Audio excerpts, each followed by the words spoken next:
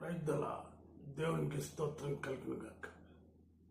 వాక్య సందేశానికి ముందుకు వచ్చిన ప్రార్థన చేసుకున్నామండి.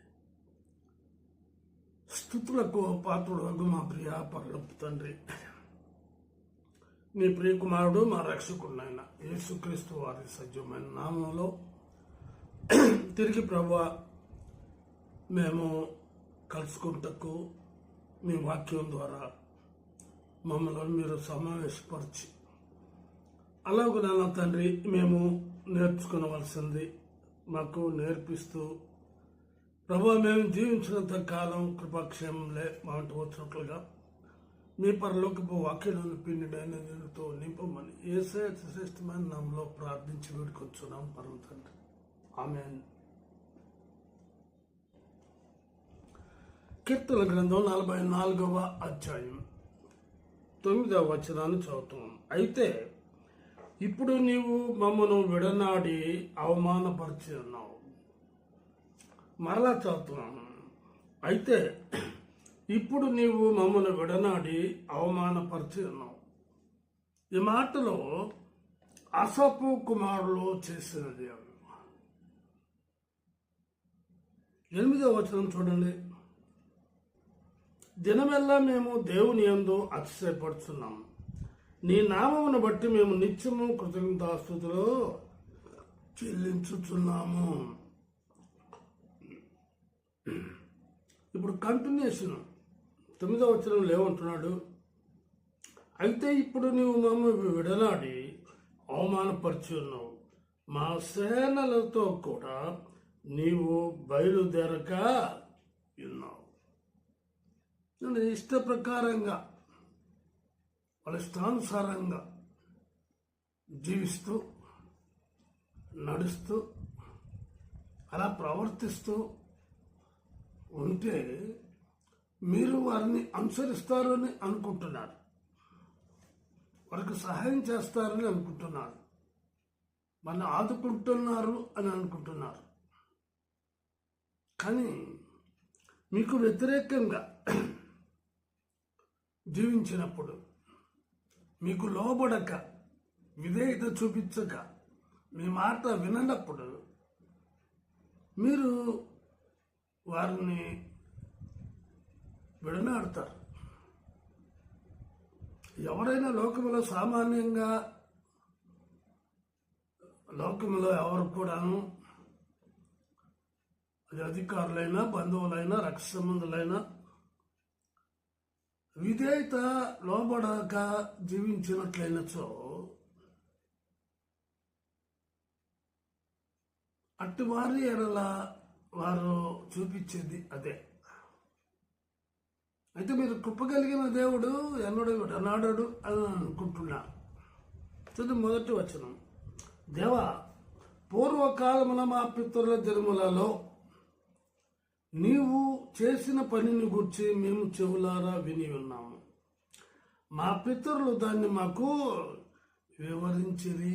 స్పష్టంగా పితరుల కాలంలో ఏమి జరిగిందో, దేవాది దేవుడు సృష్టికర్త ఇశ్రాయేలీయులు ఎలా నడిపించాడో, ఎలా కాపాడాడో, ఎలా పోషించాడో సమస్తము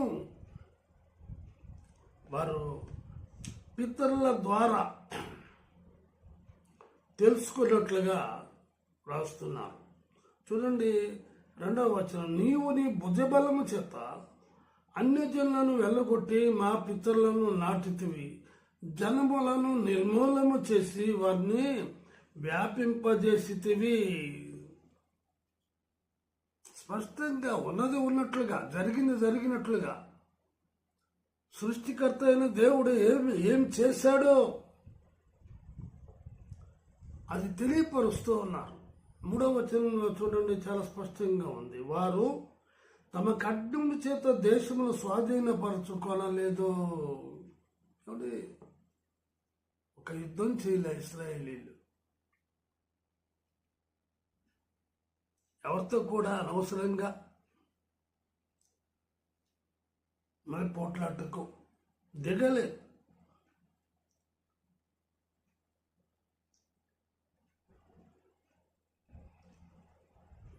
వారి బాహువు వారికి జయమీయలేదు. నీవు వారిని కటాక్షించితివి గనుక నీ దక్షిణ హస్తమే, నీ బాహువే నీ ముఖకాంతియే వారికి విజయం కలుగజేసింది. ఎంత స్పష్టంగా మాట్లాడుతున్నారంటే కోరహంకు మాటలు. నీ దక్షిణ హస్తమే, నీ బాహువే, నీ ముఖకాంతియే జీవితాల్లో విజయాన్ని అనుగ్రహించిందని ఒక ప్రక్క ఆయన్ని గణపరుస్తూ మరొక ప్రక్క ఇప్పుడు నీవు మమ్మను విడనాడుట మాత్రమే కాకుండా అవమానము కూడా కలుగజేయుట. ఇది ఎంతవరకు సమంజసం? ఒక పక్క దేవుని స్తుతిస్తున్నారు, ఒక పక్క దేవుని మహింపరుస్తున్నారు, ఒక ప్రక్క దేవునికి గొప్ప కార్యాలు తెలియజేస్తున్నారు. నీ దక్షిణ హస్తమే, నీ బాహువే, నీ ముఖ కాడితే మాకు విజయాన్ని అనుగ్రహించింది. మేము ఖడ్గం చేత ఏ దేశాన్ని కూడా స్వాధీనపరుచుకోలేదు అంటూనే ప్రభుతో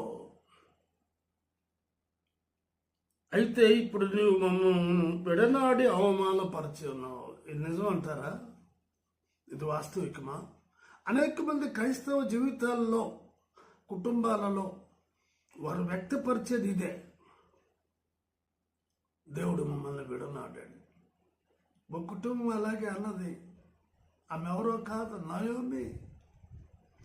నేను సమృద్ధి గలదాననై వెళ్ళి తిని దేవుడు రిక్తురాలిగా. అవునా?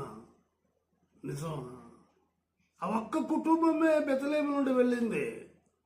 మిగతా వాళ్ళందరూ అక్కడే ఉన్నారు కదా.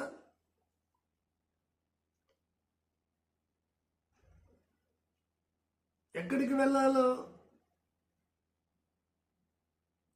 వాళ్ళు అటువంటి దేశానికి వెళ్ళకుండా మోయాబు దేశానికి వెళ్ళారు. శ్రమ వస్తే దేవుడు విడిపించడా? కష్టం వస్తే దేవుడు సహాయం చేయడా? కరువు వస్తే దేవుడు కాపాడ్డా? నమ్మకం లేదు, విశ్వాసం లేదు నేటి క్రైస్తవ జనాంగం. అందును బట్టే 77వ అధ్యాయం కీర్తన గ్రంథం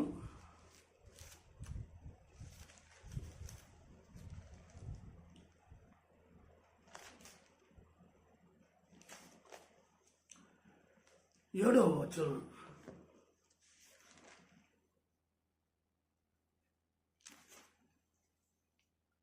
ప్రభు నిత్యము విడనాడునా.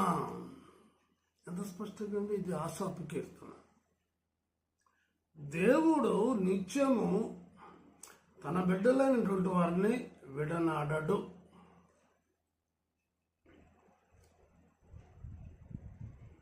ఆయన తన కొరకు ప్రజలను ఏర్పరచుకుంటూ ఉంటే ఆయనని విడనాడడం ఏంటి? యెహెజ్కేలు గ్రంథం 18వ అధ్యాయం 31, 32 వచనాలు చదువుతున్నాను. మీరు జరిగించిన అక్రమ క్రియలన్నిటినీ వీడిచి నూతన హృదయమును నూతన బుద్ధియు తెచ్చుకొనుడి. ఇశ్రాయేలీయులారా, మీరెందుకు మరణము నొందుదురు? ఇదే ప్రభువు యెహోవా వాక్కు. మరణము నొందువాడు మరణము నొందుటను బట్టి నేను సంతోషించువాడును కాను. కావున మీరు మనస్సు త్రిప్పుకొనుడి, అప్పుడు మీరు బ్రతుకుదురు. ఇదే ప్రభువు యెహోవా వాక్కు. చేయకూడని కార్యాలు, నడవకూడనటువంటి నడవడిక, ప్రవర్తించకూడనటువంటి ప్రవర్తన, మాటలాడకూడనటువంటి మాటలు, ఇందును బట్టి శిక్షను తామే తెచ్చుకుంటున్నారు. ఎవరో కాదు. నీ మాటలే, నీ క్రియలే, నీ ప్రవర్తనే, నీ నడవడికే నీకు శిక్షను దేవుణ్ణి దూరం చేస్తున్నాయి. 145వ అధ్యాయం కీర్తన గ్రంథం 4వ వచనం. ఒక తరము వారు మరొక తరము వారి ఎదుట నీ క్రియలను కొనియాడుదురు అదంటారా? ఇప్పుడు ఈ తరం ఎవరి క్రియలను కొనియాడుతున్నాం? దేవాది దేవుడు సృష్టికర్త, ఆయన క్రియలు వర్ణించనలువిగా, అందుకంటే నీ పరాక్రమ క్రియలను తెలియజేయుదురు. ఎటువంటి దేవుడు ఆయన? శక్తి కలిగినటువంటి దేవుడు.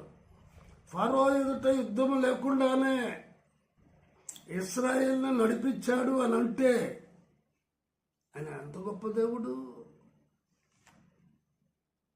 అటువంటి దేవుడు నిన్ను విడనాడి నీకు అవమానం కలుగజేస్తాడా? నువ్వు చేసినటువంటి తప్పిదమేంటో తెలుసుకోకుండా,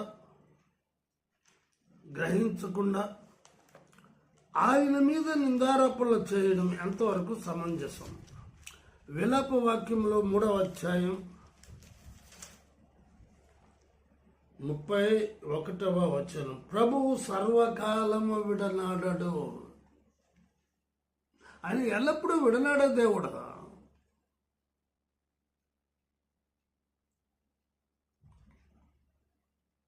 ఆయన సర్వకాలము విడనాడడు. ఆయన బాధ పెట్టినను తన కృపా సమృద్ధిని బట్టి జాలిపడును. ప్రయత్నలా ఒకవేళ ఆయనే బాధ పెడితే ఆయన జాలి పడతాడు. దావీదు జీవితంలో జరిగిన సంఘటనను తెలుసుకున్నాం. 2వ సమూయేలు గ్రంథం 18వ అధ్యాయం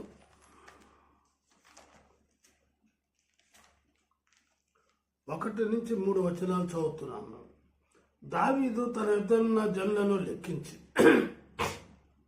వారి మీద సహస్రాధిపతులను శతాధిపతులను నిర్ణయించి జనులను 3 భాగములుగా చేసి యోవాబు చేతి క్రింద ఒక భాగమును, సెరూయా కుమారుడు అభిషేయను యోవాబు సహోదరుల చేతి క్రింద ఒక భాగమును, గిత్తీయుడైన ఇత్తయి చేతి క్రింద ఒక భాగమును ఉంచాను. దావీదు నేను మీతో కూడా బయలుదేరును అని జనులతో చెప్పగా, జనులు నీవు రాకూడదు, మేము పారిపోయినను జనులు దాన్ని లక్ష్యపెట్టరు. మాలో సగం మంది చనిపోయినను జనులు దాన్ని లక్ష్యపెట్టరు. మా వంటి 10,000 మందితో నీవు సాటి, కాబట్టి నువ్వు పట్టణమందు నిలిచి మాకు సహాయం చేయవలని అతనితో చెప్పింది. సరే, ఇటువంటి శిష్యులని తన యుద్ధం ఉన్నటువంటి మరి సేవకులు, నాయకులు 3 బాధ్యత అప్పగించారు. యోవాబు, అబీషై, ఇత్తయి. ఎటువంటి పరిస్థితుల్లోనైనా ఒక్కడు 10,000 మందితో పొట్లాడగలరు వాళ్ళు. ఒకే ఒక్కడు. దావీదు కూడా నేను కూడా మీతో కూడా వస్తానంటే నీవు రాజభవనంలోనే ఉండు. మేము అటువంటి వారు ఉన్నారంటారా? రెండవదిగా రూతు యొక్క మాటలు మనకు తెలుసు. నీ జనమే నా జనం, నీ దేవుడే నా దేవుడు, నీవు వెళ్ళు చోటుకే నేను వెళ్ళేదను, నీవు నివసించే చోటనే నివసించదను. తీర్మానం. అంటే దైవం నీ సమస్తం పోగొట్టుకుంది. అసలు వెళ్ళడం తప్పు, వారు తీర్మానించుకుంది తప్పు, బెత్లెహేమును విడిచింది తప్పు. అయితే అందరూ పోయిన తర్వాత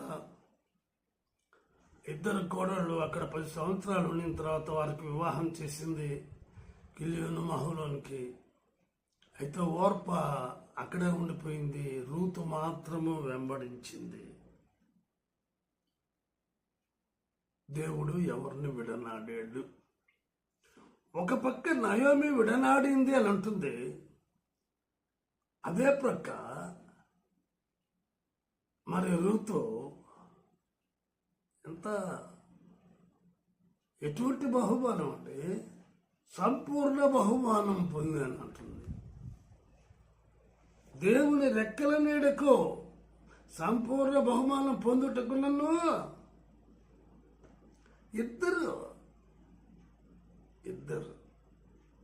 అటు నయోమి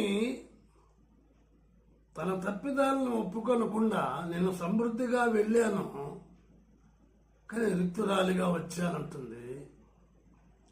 అయితే రూతు అక్కడ రిక్తురాలిగా ఉండి ఇక్కడ సమృద్ధిగా బహుమానం బోయజ్కు భార్య అయిపోయింది. ఎంత ఆశ్చర్యకరం అండి! తలంచిందా? ఎవరైనా సందేహిస్తారు. అయితే ఆమె సుగుణాలు ఆమె లక్షణాలు అవన్నీ చూసి పొలములో ఆమెను వివాహం చేసుకుంటానికి దేవుడు కృప చూపించాడు. మూడవదిగా మనం చూసినట్లయితే సంసోనుకు దేవుడు ఎడబాసునని తెలియలేదట. నేను నాజీరు చేయబడినాను, నేను క్రైస్తవురాలను, నేను విశ్వాసిని, నేను ప్రభువుని నమ్ముకొని ఇన్ని సంవత్సరాలు అవుతుంది, దేవుడు నాతో కూడా ఉండకుండా ఇంకెవరితో ఉంటాడు, నేనేమైనా చెయ్యవచ్చు అన్న క్రైస్తవులు కోకోలాలు అయిపోయారు. ఆనాడు సంసోను చేసింది అదే. తల్లిదండ్రులు చెప్పిన మాట వినలేదు. సరే బుద్ధి వస్తుందని అనుకుంటే అది కాకుండా మరొకటి కడక దలీలా చేతిలో పడ్డాడు, అయిపోయాడు. ఏమంటాడు? దేవుడు ఎడబాసినని నాకు తెలియలేదు. మళ్ళా తెలియాలంటే ఆ తల వెంట్రుకలు పెరిగిన తర్వాత తను ప్రాధాన్యపడుతున్నాడు, పశ్చాత్తాపడుతున్నాడు, చేసిన తప్పు తెలుసుకుని గ్రహించి దేవునికి మొరపెడుతూ ఒక్కసారి నాకు సహాయం చేయండి, శక్తితో నింపన్నాడు. దేవుడు ఎవడన్నాడా? నువ్వు పశ్చాత్తాపడితే, నువ్వు ఒప్పుకుంటే దేవుడు నిన్ను హక్కున చేర్చుకుంటాడు. ఈనాడు అనేకులు ఒప్పుకోరు, పశ్చాత్తాపడరు.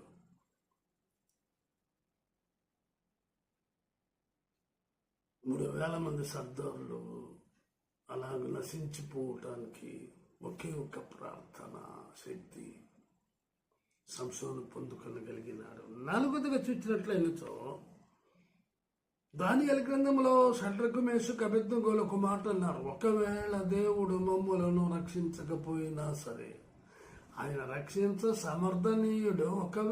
ఒకవేళ దేవుడు నిన్ను పరీక్షించాలని చూస్తే నీవు ఫెయిల్ అయితే ఎట్లా? దేవుడు విడనాడతాడంతే. అబ్రహాముకు పరీక్ష పెట్టాడు. లేక ఇచ్చిన కుమారుడు ఎవరైనా అడుగుతారా? అడగరు. అబ్రహాముకు ఆ నమ్మకం ఉంది. అయినా దేవుడు అడిగాడు. బలి ఇవ్వటానికి ఆ పర్వతం దగ్గరికి తీసుకెళ్ళాడు. చెయ్యి ఎత్తాడు. ఇంకా నరకబోతాడు, బలి ఇవ్వబోతాడు. అబ్రహాం నీ ఏకైక కుమారుని మీద చెయ్యి వేయకు. అసలు బలి ఇవ్వాల్సింది ఎవరు? ఇస్సాకు బలి అయితే పాప పరిహారం జరుగుతుందా? లేదు. ప్రభు అయిన తండ్రి అయిన దేవుడు కుమారుడైన యేసుక్రీస్తు ప్రభుల వారిని ఈ లోకములకు పంపించి సర్వ మానవాళి పాప పరిహారం కొరకు రక్తం చిందించాలి. అందుకే దేవుని ప్రజలైన వారిని ఆయన విడనాడకుండా, అవమానపరచకుండా ఆయన హక్కును చేర్చుకోవటానికి ఆయన తృణీకరించబడ్డాడు, ఆయన అవమానపరచబడ్డాడు. నమ్ముతున్నావా? యెషయా గ్రంథం 53వ అధ్యాయం అదే. ఆ మాట చెప్పి నేను ముగిస్తాను. 53వ అధ్యాయం